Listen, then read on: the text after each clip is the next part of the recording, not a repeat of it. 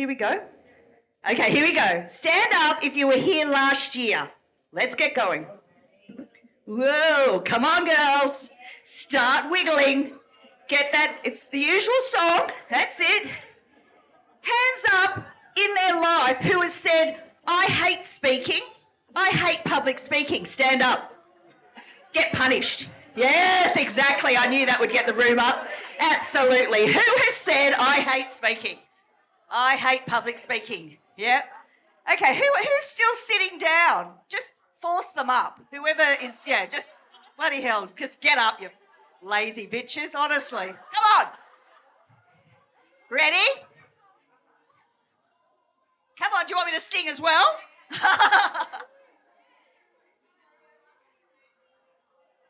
Come on. I am a woman on a mission. There's some good dancers in the room, but there's also some terrible dancers in the room. Everyone knows how good I am at it. Who could kick their leg? Woo! Come on. Maybe 3 minutes is too long. We've all been sitting down. Okay, all right. Give up. At least it got you going. Woo! Okay, so that music is called On a Mission. So if you want to download it, if you're ever feeling a bit poo-pooey, just put that music on and get going. When I go into the cryo, minus 120 each week, I play that for 3 minutes and come out on a high. But I don't really need the cryo for that. I just need the song. All right, here we go. So where's my clicker? Let's do clicker. Clicker, here it is. Fantastic. Oh, yes, speaking with confidence. All right, so when you think of public speaking, what happens is you think of being up here like this in front of many people. But actually, speaking is what you have been doing all morning. You have been presenting all morning yourself. Now, you're either making a great impression or you're not. That's the skill. The skill is to connect, right? And some people just are born like that, just good at connecting, aren't they? Just natural. Hands up who's a bit of a natural. Own it. Over 3 days, you're going to learn how to be, confident. Learn a bit of confidence and just own it, yeah? Some people are just naturally like that. Other people, it's a learned skill. All right, so when you think of presenting, I want you to think of a few things. The first one is that you are often speaking, standing up in front of more than one person. That could be speaking. Training, you could be training. So that could be when you're talking to your staff or you're talking to your client or whatever you're doing, you're training. Training is simply where you have an agenda. You know what you're going to cover. That's when you're training. Next one is coaching. This is often one-on-one, isn't it? Coaching. But coaching is simply when you ask a question. Pure coaching is asking questions and seeing what comes back. Make sense? The next one is you are mentoring. This is where you're telling them from your point of view your experience. And you reckon it should be done this way because from your experience, this is the most efficient way. Does that make sense? So whenever you tell somebody what to do, you're mentoring. And the next one is facilitating. This is advanced training. So training, you have an agenda. Facilitation is when you don't have a big, long agenda of what you're going to cover. It's just a theme. And then you draw the wisdom out in the room. Does that make sense? It's often for a more advanced crowd or audience. And the final one is consulting. This is where they're paying for you to present your experience, your perspective, your recommendations. I will catch my breath in a minute. It's because I'm dancing. Lucky I didn't do the full 3 minutes. Geez, we'd be in trouble. Anywho, so you are now a speaker, a trainer, a coach, a mentor, a facilitator, a consultant. Hands up who likes their new title. Who likes it? Yeah, it's a great title, isn't it? Well, that's what presenting is. You are never, ever allowed to say ever again that you hate speaking. because you are speaking and presenting every minute of the moment. You're either doing it well or you're not. All right, so what introverts say to me is, I'm fine one-on-one. Hands up who said that before. Yes, you've all said it before. You've all said it to me directly. I'm fine one-on-one, but... Now, it doesn't make any difference to me whether I'm one-on-one, 1-on-5, 1-on-15, 1-on-50, 1-on-100 or more. It doesn't make any difference. I'm either speaking to the room, training, coaching, mentoring, facilitating or consulting. It makes no difference. You've got to build this skill as well, and start with not saying that you hate speaking, and start with saying, stop saying, I am fine one-on-one. Introverts are some of the best speakers in the world.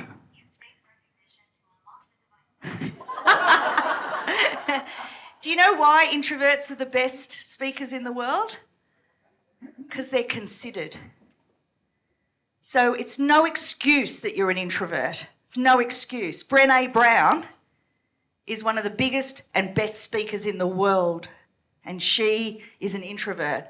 It's not about being an introvert, because when an introvert gets up and speak, they're very considered, they're very well researched, they really know from a deep, deep level what they're talking about. All that lacks is confidence.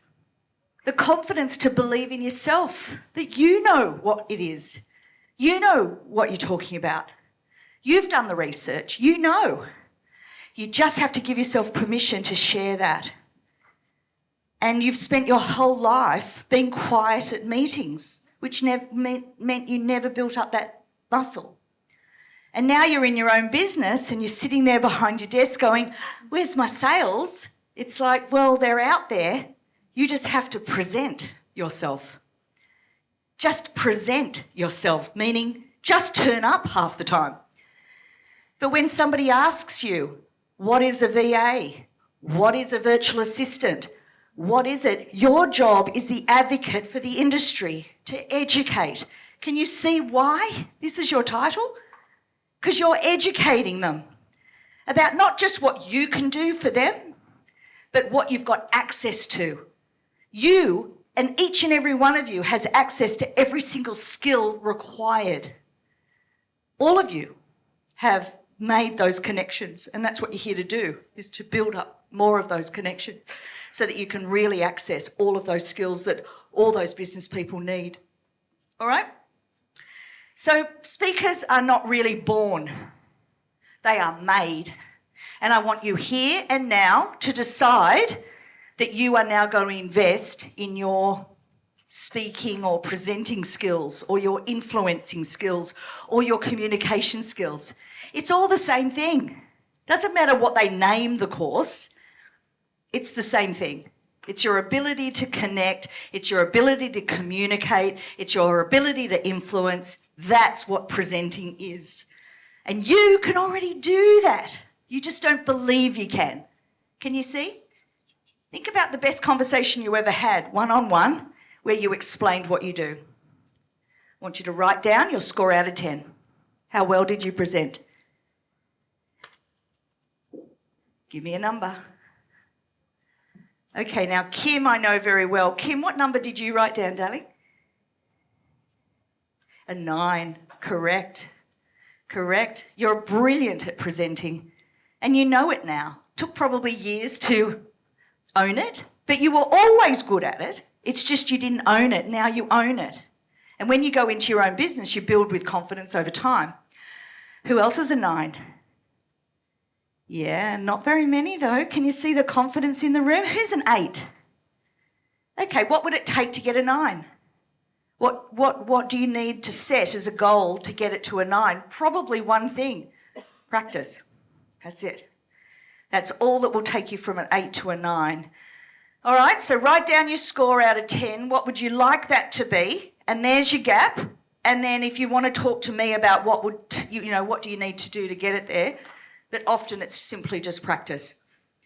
It's something that we all have to present. We're not born like that. And I love that they're doing it in schools more. Have you noticed? Has anyone got young kids? Have you noticed they're getting the kids up in front of the class and presenting and in front of the assemblies and all of that? That's good, because that's what you missed as a kid. Because if you got it back then, you wouldn't be saying this crap now. Make sense? So anything you can do to get your kid confident about speaking, because your whole life is presenting. An interview for a job is presenting. You either get the job or you don't. You've either failed to influence or you did influence. Can you see? Hands up who did well in an interview and actually got a job one time before. I know we want to forget those days. Yeah, can you see? You did well in an interview. You presented. I can give you evidence after evidence after evidence that you're doing this already. You just have to stop labelling it incorrectly by saying, I hate presenting. No. You're very good at presenting, and we are presenting always to everyone. Yeah? You're just either good at that or not. So you want to be influential. Who's invested in their influencing skills over the last 10, 20 years? Who's actually gone to a course? Yes. Or read a book on influencing? Yes. I notice all the successful people in the room are all saying yes, because influencing skills is where it's at. You've got to invest in that. The best book I ever read that I still like is called Exercising Influence. That's the one I sort of teach from. And I'll do an Exercising Influence course. And what I love about that is it gives you a practical framework for influence. And apparently what it is we've got about 3 or 4 exercising influence tactics and behaviours that we use quite naturally. But in this model, there's 16. So what that says is that you're already influential at this natural level of about 3 or 4 tactics and behaviours that you're using. I want you to have access to 16. Can you see how influential you can actually get to? So if anyone's interested in that, I can give you a 1-page quiz and you can check to see where you're at with your 16. All right, so just email me and I'll send that over. It's very, very important to be able to educate well. So I don't want you to call it speaking, training, coaching, mentoring, facilitating or consulting. I just want you to call it educating. That's what sales is. That's what influence is. That's what good communication is it's just educating your point of view in. Now, it doesn't mean your point of view is perfect for that person or not. It doesn't make any difference. It just is whether they are able to be open to your influence. And that's really what salespeople are learning. Hands up who said, I hate sales. Yeah, come on, you've all said it. I promise you, you've all said it at some point. Now you're in business for yourself. You need to stop saying that. You love sales, but you don't have to be a salesperson. You just have to be a great educator. How well are you educating people about what you do, what industry you belong to, and what results you can get for your people? That's what sales is really good education. And they either take on board that education and go, never thought about it from that point of view. That's what I love to hear. People say that to me all the time because I'm educating what I do in, and people go, I never thought about it that way. It's like, yeah, that's what you can do to your people. All right? So think about yourself as an educator, and that will determine how good a presenter you actually are. Now, self-doubt, who has that? Everybody, exactly. It's so funny, isn't it? Now, self-doubt is one of those things that will never leave you. So don't set it as a goal as I want to get rid of self-doubt. What you want to be able to do is manage yourself properly. Make sense? Whereas if I don't have any self-doubt ever again because I'm so amazing, it means I'm an arrogant son of a bitch and nobody would like you anyway. Right? So self-doubt keeps us in check, doesn't it? It means we're not walking around going, I'm so fantastic, I'm the best, it's amazing. Nobody likes that type of person. But a little bit of self-doubt is just your little inside saying, just letting you know you're on the edge of your comfort zone. And I say to that little one, yes, darling, I know. Hold my hand. We're going into the meeting. We're going into the room anyway. Come on. on, self-doubt. Come on. Sit down, shut up. And then you get into it, right? You're presenting in your adult self, not your inner child. Your inner child is 7 forever. 7 forever. Now, the reason we put coloured texters out on the train, you know when you go to training, there's always coloured texters? That's to keep this one quiet. She sees the texters and goes, oh, texters. And you go, yes, you stay there, focus on the texters, while I, the grown-up, now presents and educates. Makes sense? You can't go in with your self-doubt. You have to keep them occupied. But that's all she's there to do, is just to let you know you're on the edge of your little comfort zone. Ray, thanks for letting me know. And I like to be on the edge of my comfort zone morning, noon and night. I'll do anything to get it there. But I still do it. Write this down. Feel the fear, do it anyway. Feel the fear. That's my mantra. That's how I've got to this point over the last 25 years. Born introvert. I used to wet myself every time I went on to do a performance in ballet in my little tutu. Very nervy child I was, with extroverted sisters, so I could see the comparison between me and them and me, whichever way you meant to say it. Can you see? I knew the comparison. I knew I wasn't as confident as them. I knew I wasn't as outgoing as them. I knew I wasn't anything like them. So I made a decision, and I in fact remember the moment I made the decision that I was no longer going to sit in my introvert, and that I'm going to go on this journey to just expand and expand and expand. And when I could articulate it, I was about 21, I articulated to myself that I want to die knowing my full potential. Do you want to die knowing your full potential? Do you know you haven't even touched the sides of your full potential? You know that, right?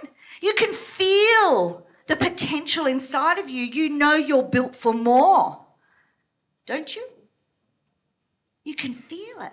I could feel it inside of myself. And I remember thinking, what is this? This is an activated lifelong learner. Have you noticed that 90% of the world are lifelong learners? They grow and develop only by default. Whereas an activated lifelong learner puts you in the top 10% of the world. Just give yourselves a round of applause for being an activated lifelong learner. Top 10% of the world you are. And you know, I always know that that's what you are. I don't even have to check, because you're here. You're here. You made it here. You proactively decided that connection, learning and growing was important for your business, and that you wanted to know what your full potential was, or at least the next step in your potential. So you could have made any number of excuses not to come. Think of all the people that made those excuses and said, I'm too busy. I'm so busy, I can't make it. And you just go, okay, no worries. You guys moved mountains to be here. It might have been a financial stretch, but for most of us, it's a time thing, isn't it? It's a time stretch. Who's so busy? We're all busy, aren't we? Busy, being busy, so busy, busy. We are. We know. We're all busy. But we didn't let that stand in our way. That's how I know you're an activated lifelong learner. You are in the top 10% of the world. Well done. Now what? It's your presentation skills, your ability to connect, which is going to make all the difference. And if you're an activated lifelong learner, you want to know what that next step is. You want to be on the edge of your comfort zone. You love learning. Hands up, who loves learning? Yeah, you're here. You looked at that program and went, oh, that looks interesting. Yes. Yes, I like some of those topics. Yes. Yeah, and you're here. And I just cannot tell you what an honour it is to see so many people making time for themselves and investing in themselves. It just makes me so happy. It's my reason for existing. I just love development.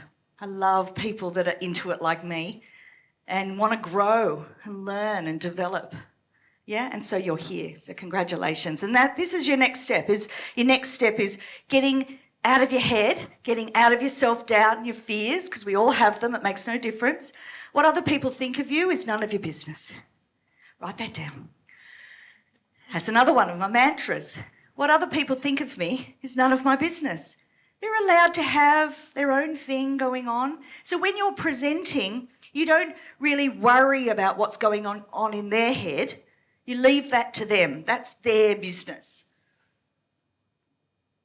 The other thing I want you to realise about presenting is it goes in threes. A third of people that you connect with will love you. A third of people will hate you. And a third don't care. Just have no reaction either way. So think about that. I'm up here, a third of you are going, I love her, she's so fantastic. I know Christine is. Christine is my fan. I have one fan, I know that for sure. But a third of you are saying, I love her, I like her energy, yeah, she seems to really, she's really whatever. And then a third of you are going, oh my God, she's too much. She's too much. That energy is hurting my eyes. And another third of you are going, when's the next speaker starting? How long is this going to go on for? When's morning tea? I think I need a coffee. And can you see, it's none of my business. All I need to do is just get up here and do the best job I can. That's what's my business. Not to get in my own head about which third are not caring. Because I'm going to sort that shit out. Oh my God. Yeah, it's not my problem that there's a third of people that are maybe triggered by me. Can you imagine that? I know that happens. I'm fully aware of it, actually. I can see when it happens, by the way, when you're up here, because I can read the room, I can read the vibe, I can feel the energies. So I actually know when I'm triggering somebody. And I do address it later on. So just be careful. Limiting beliefs. Now, if anybody wants a list of limiting beliefs, because you know you've got them but you can't articulate them, just email me and I'll send you a list of limiting beliefs. Because then you can say what ones are limiting for you. And it's the main one. Write this one down. We all have this one. I'm not good enough. That's the main one. I've been a therapist for over 25 years and that's the main one I work with. So if we can clear that limiting belief, it then allows the self-doubt to dissipate to a certain degree, and then we can step into our true potential and start to really rock and roll. Make sense? So, this is all not rocket science. This is all quite normal, and this is, self-doubt and fears and limiting beliefs is what's standing in your way of true success. You're already the expert. You just don't call yourself that. I want you to call yourself that. Who can do it now? Kim, scream it out. I'm an expert. Yes. I needed a little bit louder.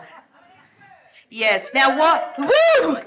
The reason she held back is she's going an expert in what? What I want you to understand is you are an expert in your field of excellence.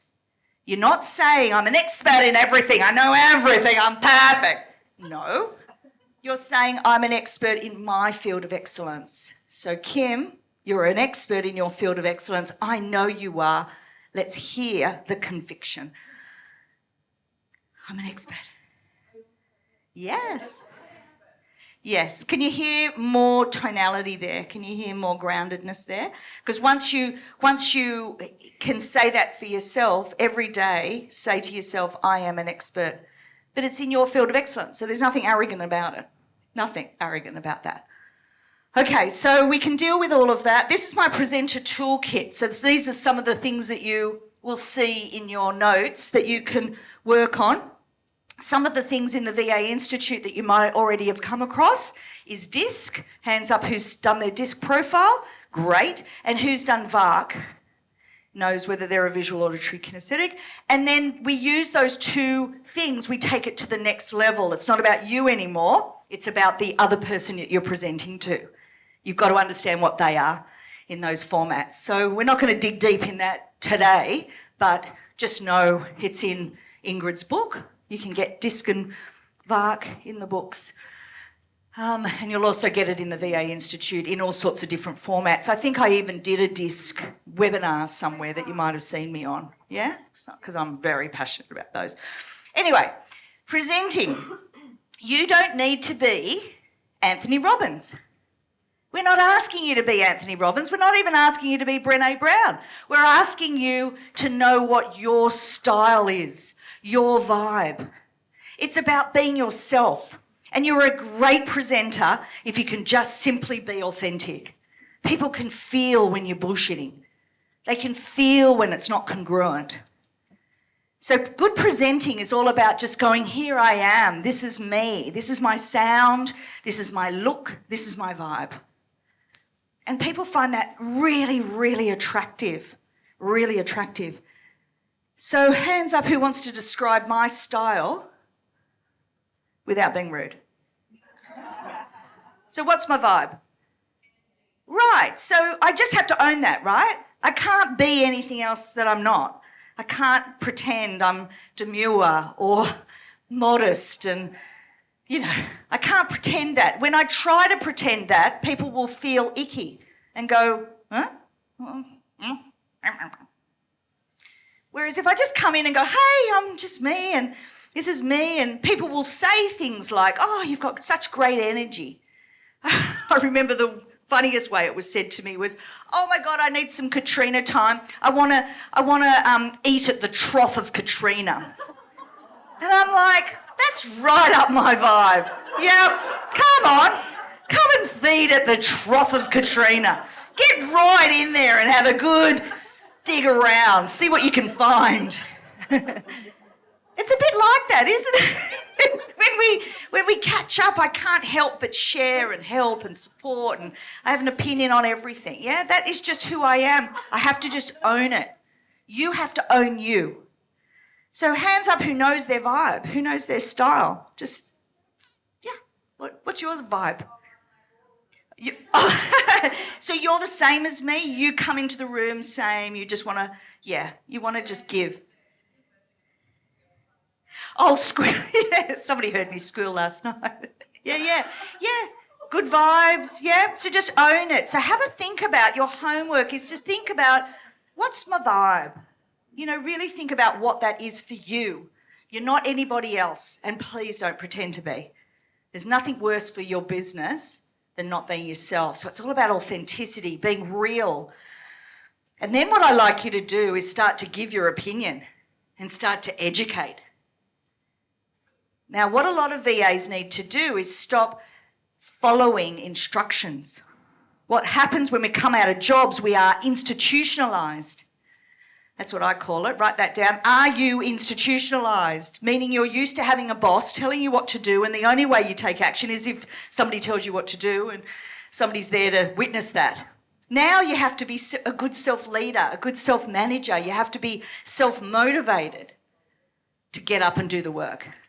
Our clients will push us along to a certain degree, yes, but for all the rest of the business stuff, you have to do it on your own. There's no one telling you what to do, and this is why businesses fail, is they can't not be institutionalised. So who feels, this is just a gauge, who feels still a little bit institutionalised and they just feel, so when you have discussions with Ingrid, Angela, myself, anyone that you're talking to, feel free to bring that up because we can get you over that line, get you pushed over. But when you're first just coming out, you're very institutionalised. And remember, this programming, this conditioning has been going on since you were born. How do they condition girls? Be quiet, yes. So who's still acting out that conditioning about being quiet? And I'm asking you to speak up and speak out. Can you see that you're going to be fighting against conditioning? We were told to be good girls.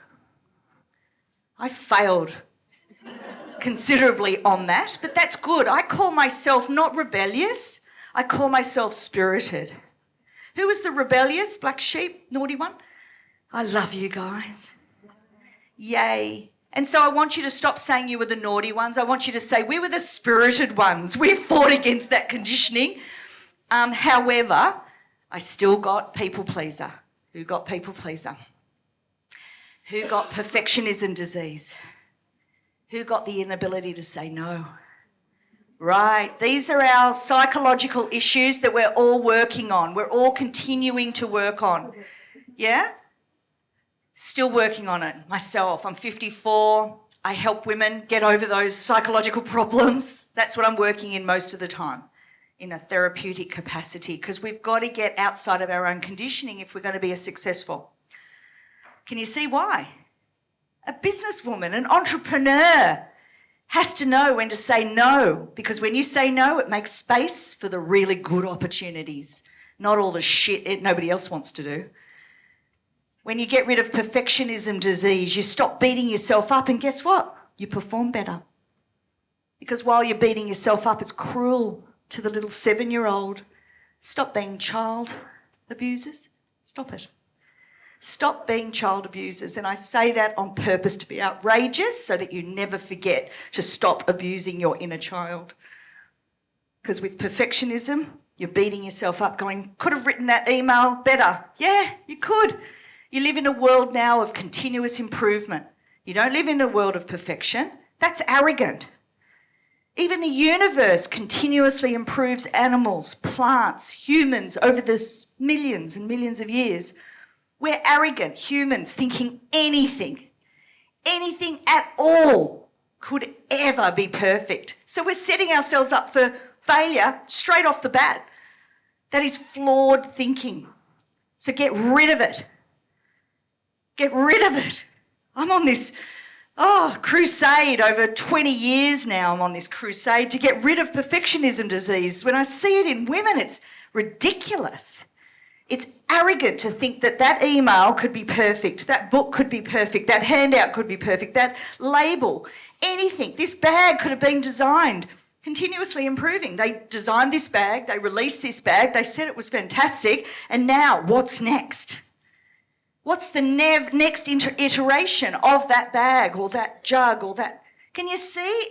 Perfectionism disease, waste of time. But if you need to work on it, there's often some self-doubt, some fears and limiting beliefs underpinning it.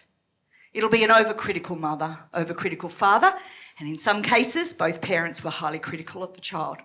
That's why you got it. That's your conditioning. Anywho, just be yourself. Yeah, easy to say, hard to do. Anyway, presenting is about not being conscious. You want to be unconscious. That's what makes a great speaker. A great speaker or a great trainer, educator, whatever you want to call it, is great because they're unconscious. The conscious mind has left the building and the unconscious mind and all its brilliance gets to come out and play. Here's what conscious speaking looks like. Find out why you keep saying you hate public speaking. Yes. Now, is everyone noticing the energy drop in the room?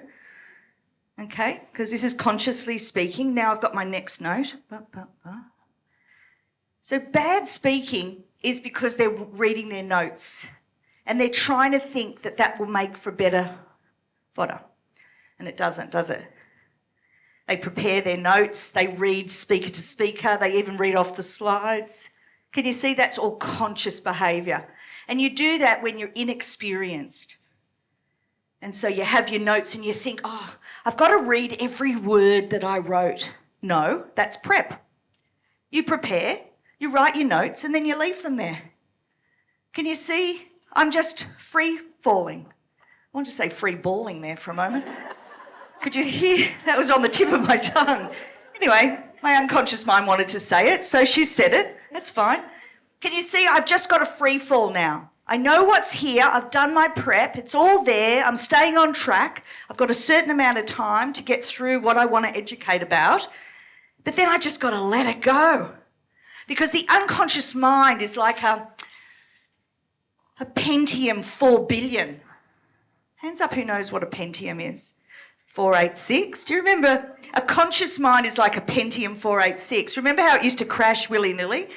back in the day. We're talking about 1984, 85, 86. I do apologise for any of those young'uns here. Anyway, that's what you don't want to present with the old technology, the old computer, because it will crash.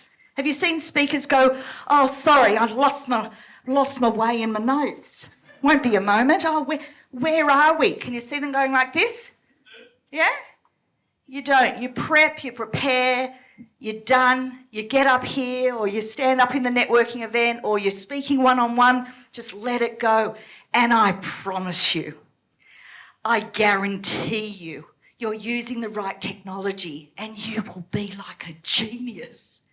You'll come out of that meeting not conscious of what you said, but they'll be like, I want to sign up. How much is it? Send me the contract. Oh, my God.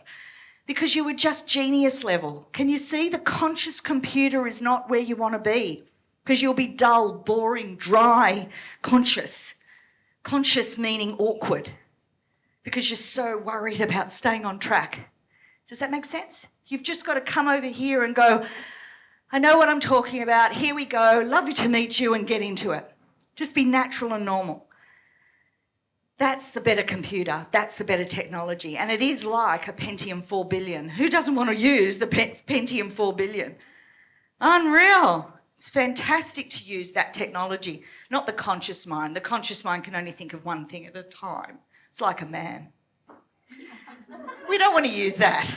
We want to use the Pentium 4 billion.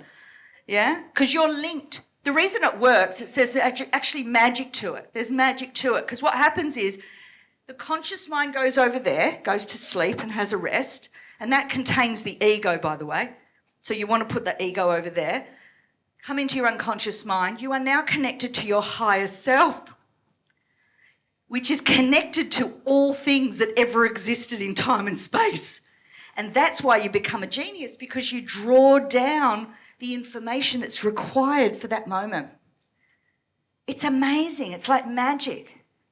And the minute you learn how to switch from that to that is the day you're an incredible, influential presenter, educator, whatever you want to call it. Are you convinced? I'm trying to sell it to you, so hopefully I'm doing a good job. I've already talked about the comfort zone. You want to be stretching that morning, noon and night. So you just keep going to end up here at the next conference as a speaker. Who was here last year, not as a speaker, but you're a speaker this year? There's Holly, Claire. Yeah. So these two guys were sitting where you are today, a year ago. And you, yes. Yeah, so three of you. And then this year, see how they've stretched their comfort zone. It may not be their natural state, but they've prepared, and then they'll come, and then they'll just let it go and answer the questions and enjoy it. You're meant to enjoy it. When you're connecting with people, it should be a fun thing, not a serious thing. Rapport, good speakers understand rapport. So can you see when we all put our hands up like that? It's called group rapport. That's actually a strategy. That's a thing. Anthony Robbins does it. Can you see when he first comes out, he's going clap, clap, everyone clapping, That's all rapport. It's called matching and mirroring. There is an art to that. Not going to teach it today, but just letting you know that it's there. And if you want to do some further research on rapport, it's a really interesting body of work. I'm fascinated by rapport. But what can happen with rapport is, have you ever walked out of a meeting going, we just clicked? That's rapport. Sometimes it just happens naturally, and especially if you're good at connecting, like you're just good at it quite naturally, then you'll click with most people. If you're not clicking with most people, then you probably don't understand rapport and how to create it. And you create it through matching and mirroring. What people don't like is to not match and to not mirror. And that's when you don't, you know how you shake somebody's hand and you go, ew? Or you're sitting with them going, I never want to work with you in 100 years, Jesus. I want to get out of this meeting. That's a mismatch, and you don't want that. You want to listen to your unconscious mind. You want to listen to your intuition. You do want to listen to that, but you don't always get to work with everyone you click with. But if you don't like somebody, you can build rapport through matching and mirroring. Has anyone done NLP, neuro-linguistic programming? Yeah, this is where it's kind of inside there. So NLP, rapport is like NLP 101. Just out of interest. I loved that body of work, and I loved when I learned about rapport building. It's really cool. So just matching is where, if Ellie puts up her hand this side, that's mirroring. Can you see how we're mirroring each other? If she puts up the other hand, we're matching. We're not mirroring. Matching is one level of rapport. Mirroring is a deeper rapport. So what happens in a meeting is if you cross your leg and they cross their leg and mirror you, you are in deep rapport. It just happened naturally, and that's what will happen. To people that you love and that you're friends with, this is happening regardless. You're drinking at the same time, you're touching your hair at the same time. If you touch yourself, they kind of end up having a little scratch there, matching and mirroring you. That's all rapport going on. It's all very unconscious. But when you understand what's going on, you can actually create that deep rapport, that deep sense of self. Yeah? Does it sound like, is it in your mind, is it coming up saying, it looks a bit manipulative to me? Did anyone have that little head pop up? Yeah? The interesting thing about manipulation is this has absolutely nothing to do with manipulation because it's happening with humans naturally. But when you're consciously aware of it, then you can make people feel more comfortable with you. And if you're having a difficult conversation, or, you can use it as a superpower, but it's not manipulative, because if it's manipulative and you're using your ego, people will sense that anyway. You're dead in the water. You'll never build rapport. You can't fake this stuff, but you can be conscious of it. I'm not conscious of it anymore. I just do it quite naturally, I'm sure, because I've been at it for 25 years with it. But if I find that I'm not gelling with somebody, I can suddenly think of rapport and go, do you know what? Let's match them for the moment. Next minute, you can mirror them. Next minute, you can lead. And leading is where I cross my leg, they cross theirs. I now know we're in rapport, so now we can get into it. Rapport equals trust. If you don't have rapport, you won't ever have trust. So you need to have trust if you're going to be able to sell, influence, present, educate, any of that. Can you see? It's very, very important. But I just want to bring your attention to it. That's all. Just bring your attention to it and make you think, okay, it's interesting. If I'm not getting along with someone or I'm feeling a bit uncomfortable, just notice their body language and match it. And you watch what will happen. They'll relax. They'll lean in. Little things like that happen. It's all very micro, very natural. But it's important to know when you're presenting, very important, because you want to be able to present to everyone. Now, the reason why you're nervous, hands up who says they're nervous when they're going into one of those things, networking, meetings, whatever, we're all a bit nervous. That's because we are focused on ourselves. Me.comming. We don't want a me.com. Presenting is all about the other person. So all you need to do is shift your focus from how do I feel? I'm nervous. Oh my God, it's all about me. I'm nervous. I've never done this before. All this negative self-talk and blah, blah, blah, blah, blah. You just shift it to, I wonder how Ellie's feeling today. I wonder what Ellie will be wearing today. Can't wait to show Ellie this new thing. Can't wait to explain this new thing. Can you see I'm now thinking about Ellie and what I'm going to do with Ellie? Not in a sexual way. Just a normal way. Can you see now? Just everybody start to practice that. Whenever you're feeling a bit nervous, start to think of the other thing, the other person. And you watch, you can't be nervous anymore. It's impossible. Because it's impossible to be nervous and thinking about the other person. You're either doing one thing or the other. That's simply all nervousness is you're just too focused in on self. So being other-centred is the key here. That's what you want. And your gestures, I use my hands a lot. Normally I like to be mic'd up with hands free. Can you see I've got a lot to contain my hands at the moment? But ideally I like to be hands free. I got told very early on in my career, before I even had begun my speaking career, she tested me and she recorded me and she gave me feedback. And she said, "You're great, you're a natural, no problem." I said, "But what about my hands? You know, my hands are everywhere." She goes, "That's who you are. That's who you are." Now, in the 80s and 90s, you might have all been told to, you know, root yourself to the ground and put your hands down and stop waving around, and that's weak for women to wave their hands around. All of that is gone now. What's important is yourself, being authentic. And if my hands are my expression, then I have to own that. Now, what I can do is reduce as much of the distraction as possible. If I'm too distracted with it, then I might sort of learn how to do more low-key expression.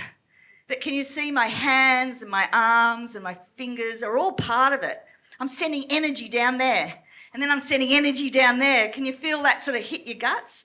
When, you know, you use your hands, and you don't apologise for that. But for women, what I'm more interested in is tonality. Now, who likes to work with men or have men as clients or has men as clients?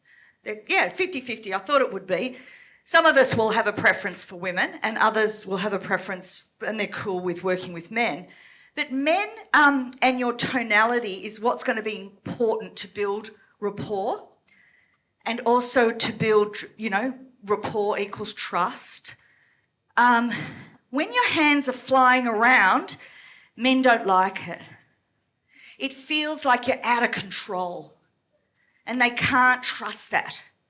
So with men, if you see that they're sort of more low-key with their body appendages, then you match and mirror that. Oh, I didn't mean that one. I meant your arms. God, you guys are rude. So rude. Okay, so just bear that in mind. I'm not saying I don't speak with my hands, but where I win with men and women is my tone. Can you hear that I'm not a lightweight? Hello. Hi, everyone. I know. It's amazing, isn't it? I feel like I'm not grounded. I feel like I don't even know what I'm talking about now. Can you hear? It has no gravitas. Anyway, I'm a nice person. Men don't care about that. So when you're talking to a man and you're all fluffy, that's how they read it. It's like, so fluffy. You're not a woman of substance. Now, I don't want to go down here and talk like a man and, how you doing? Yeah. You don't build rapport like that because that sounds ridiculous. But what I am is a neutral tone. Can you hear where I'm sitting in my tone? Now, my tone sounds grounded. The reason I've worked with my voice is because I was trained by an opera singer. I have what you call colour in my voice, many colours in my voice. Nobody likes a monotone. Nobody. So when you're presenting, you've got to have colour in your voice. I can go fast, I can go slow, I can do this, I can do that, I can go high, I can go low. Yeah? Right down to, have you heard the secret about that thing? I know, right? I'll tell you later. That's colour. That's a different colour than what I was just doing. Can you see? And so you want to work on your voice like it's an instrument. It's one of the most powerful instruments in business that you can have, is your voice. And introverts haven't worked on their voice. They don't know how to speak up. They don't know how to speak out. They don't know how to have an opinion, perhaps, and say it with conviction. And because we've been brought up as the people pleaser, the inability to say no, then the way we speak comes across like that. And to people, forget men, people, that's unattractive. You want to have some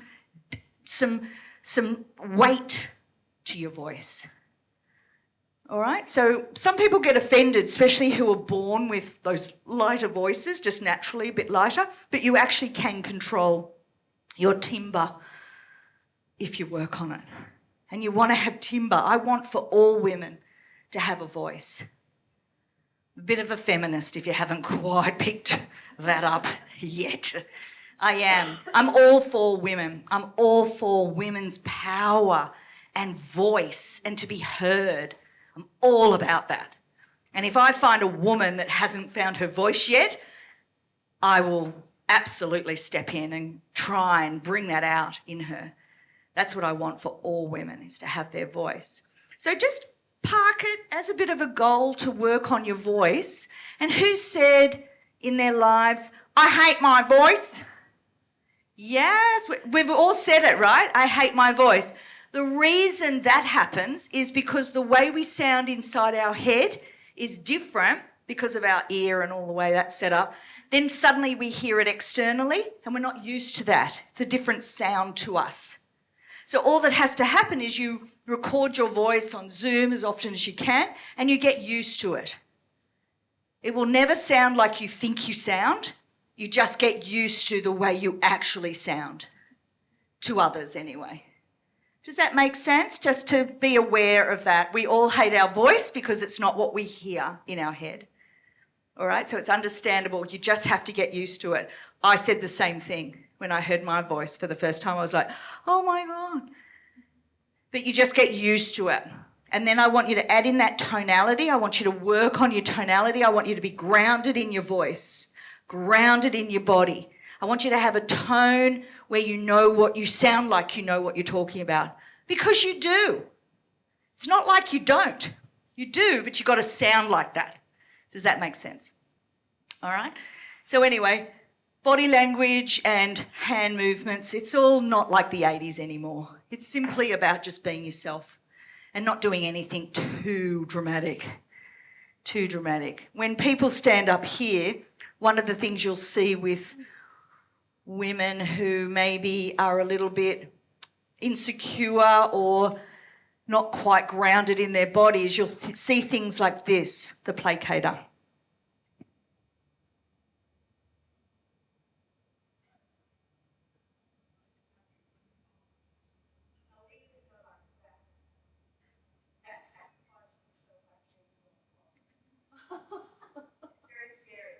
These are the gestures that we learn about in body language. You don't want to have the beggar.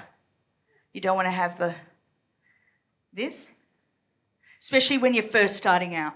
You can do it when you're experienced. That doesn't matter because you're confident in yourself, you're grounded in your body. But when you're first starting out, this and this are what we call it's the sacrificial Jesus on the cross situation.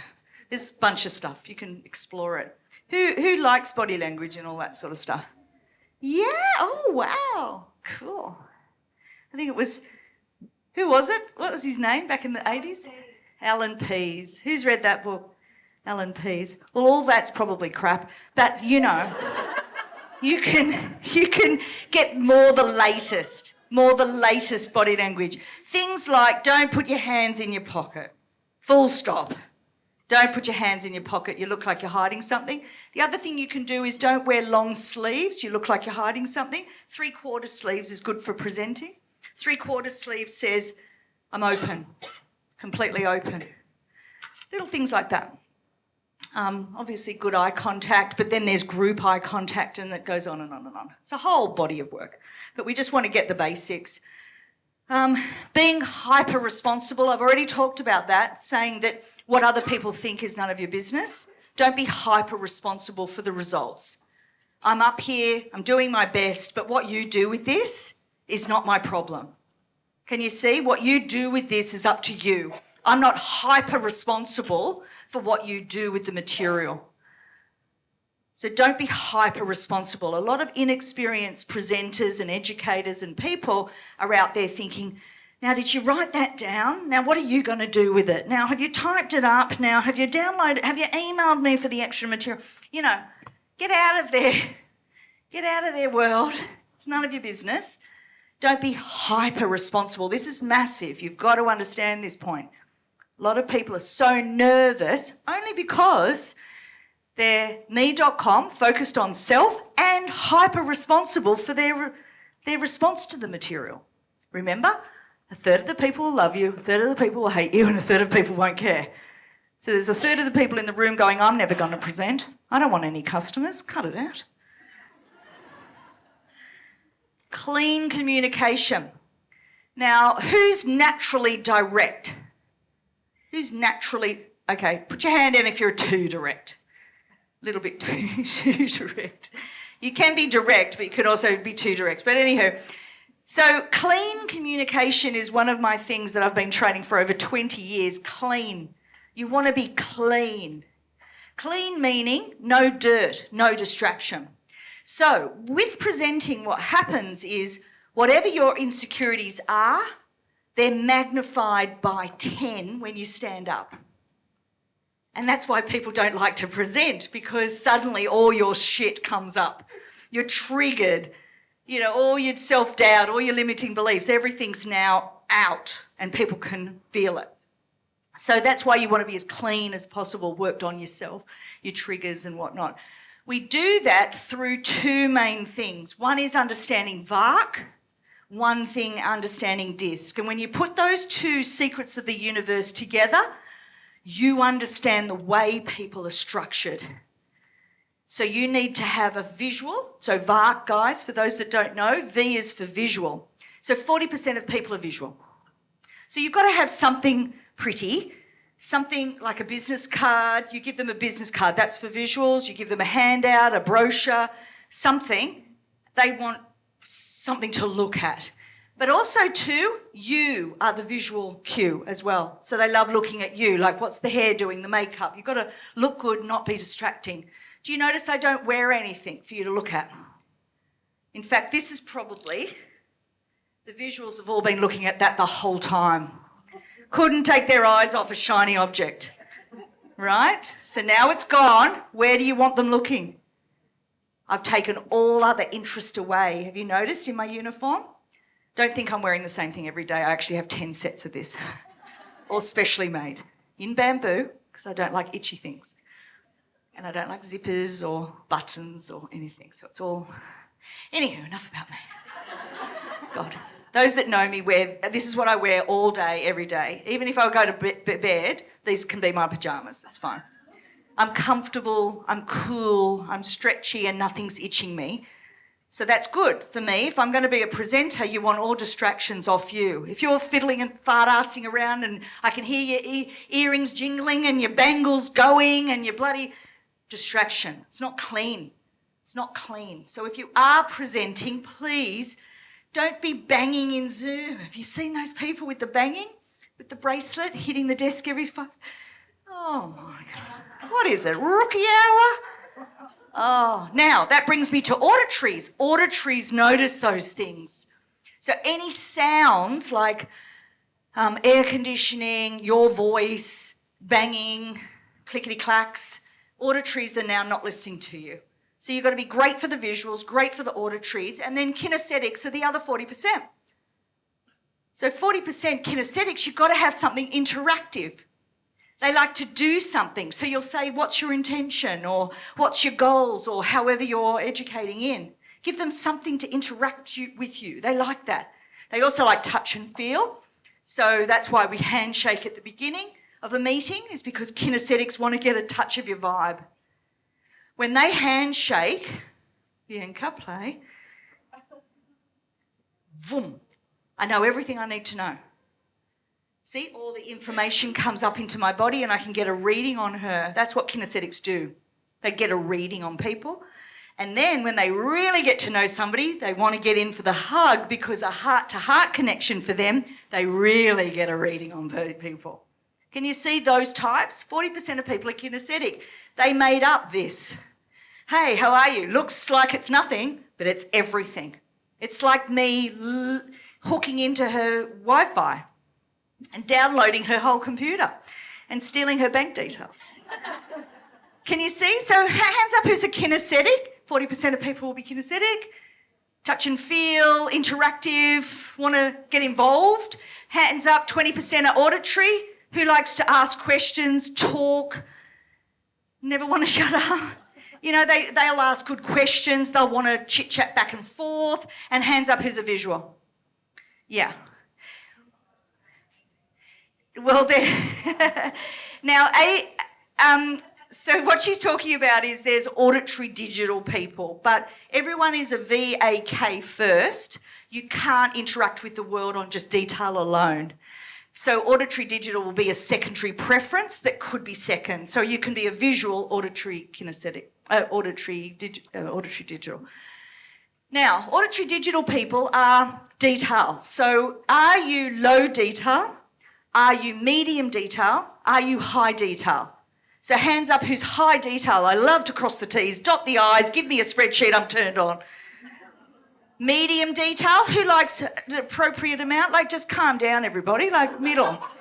And who's, oh my God, I'm overwhelmed, can't stand details, please don't keep talking. Okay, great. So that's what you have to do when you educate. If you don't understand how to change it up, you're in big, big trouble. Because if you're high detail, guess what you're doing when you educate? Boring everyone with your stupid detail that nobody cares about. Stop it. Stop it. Stop it. They are glazing over. Watch the body language and change tact. Middle detail people, you'll see them go, yep, yep, yep, meaning they understand. Stop. And then you've got people that don't even want you to go there. They're just, how much is it? Like, boom. Yeah, just no detail. So don't go and give everybody a proposal. Don't give everybody the spreadsheet. Don't give everybody the full spiel, because that will be a very small percentage of people.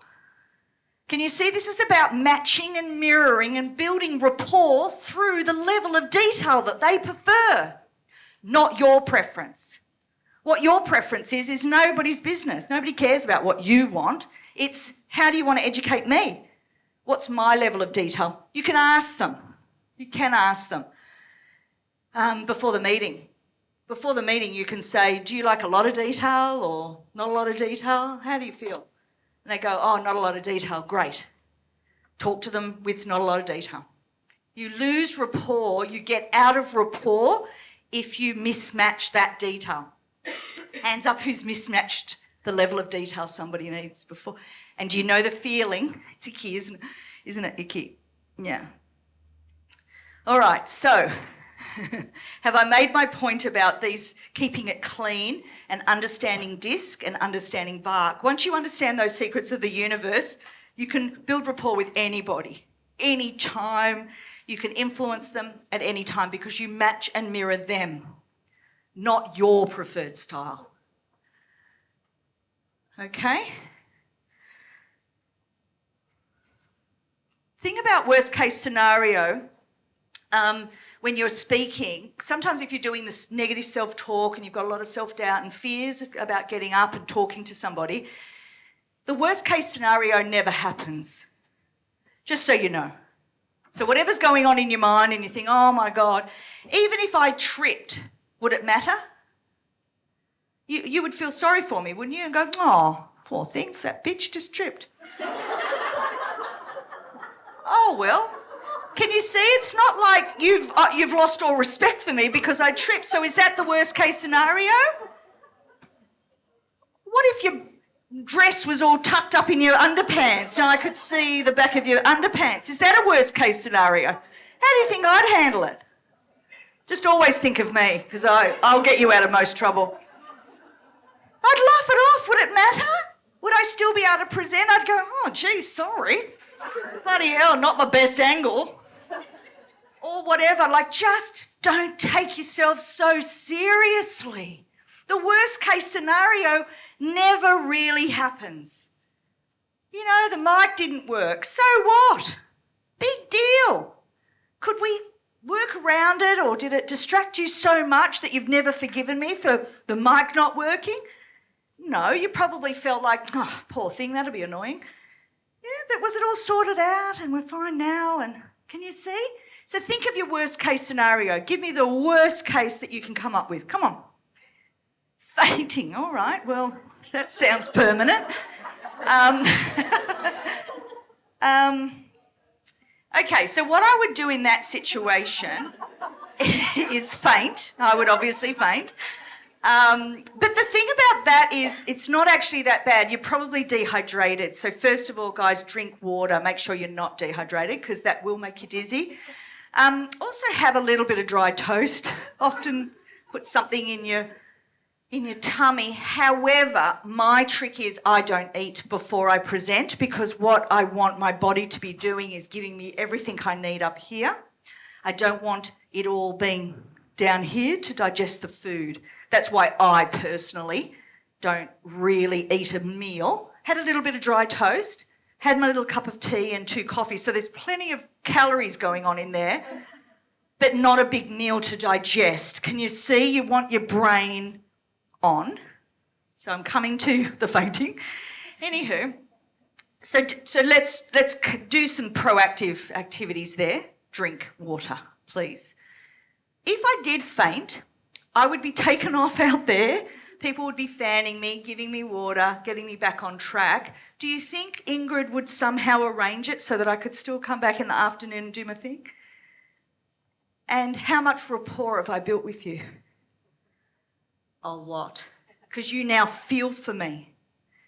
You feel for me on another level if it hadn't happened. At the moment, you don't feel sorry for me.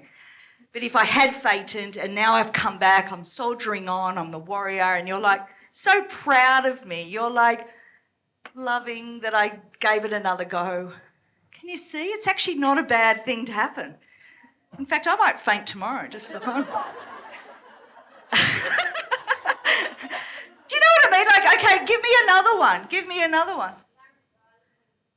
I know, that has happened to me, yes.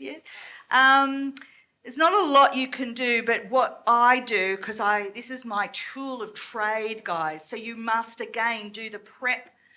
You're an opera singer, so you are hydrating your voice, lemon and honey. There's lots of things singers do. Ask singers what they do, and you look after your voice in the exact same way.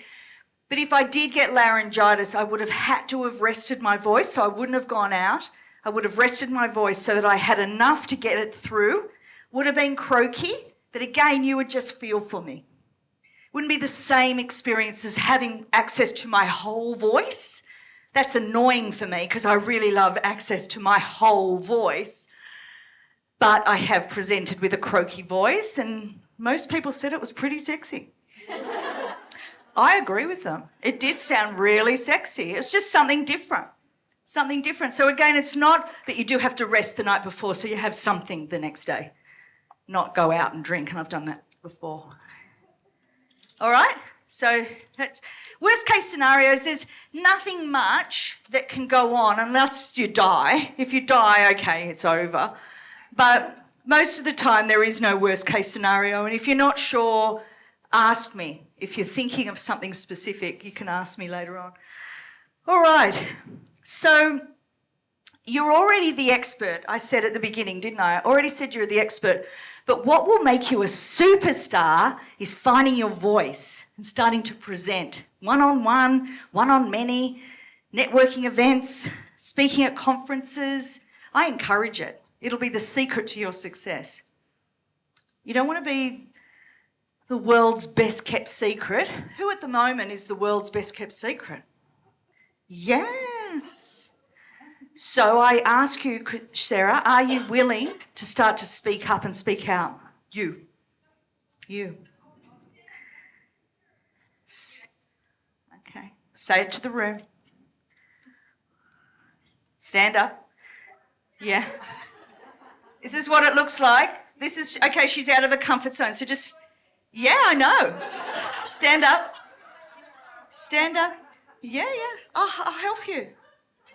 I know, I am. I'm showing them. So here she is, outside her comfort zone, looking at everyone awkwardly, hiding the face. This is normal. Get used to it. Just have a feel. Just get in your body. Look around. I'm loving you. Can you feel my love? Can you feel my love? There's Ange. Yeah. So, what was your favourite thing about today? Meeting everybody. So yes, that's an easy one. What did you get out of today's speech? Like, you're going to take away what? Embarrassment first. She's funny, so that's good. That's a good sign. I'd work with that. Bit of fun. Okay. So what's happening here is she's gone into fight or flight response, so she now can't think. This This is why she needs to breathe. So just take a breath and watch a thought will come into your mind. So just allow that to happen. Take a deep breath, everybody, with her.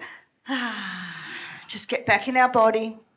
When we breathe like that, we can't be in fight or flight, because you wouldn't breathe like that if there was a saber-toothed tiger there. I'm not a saber-toothed tiger, by the way. Okay, so what was your favourite thing about today's speech, about presenting and stuff? What did you take out?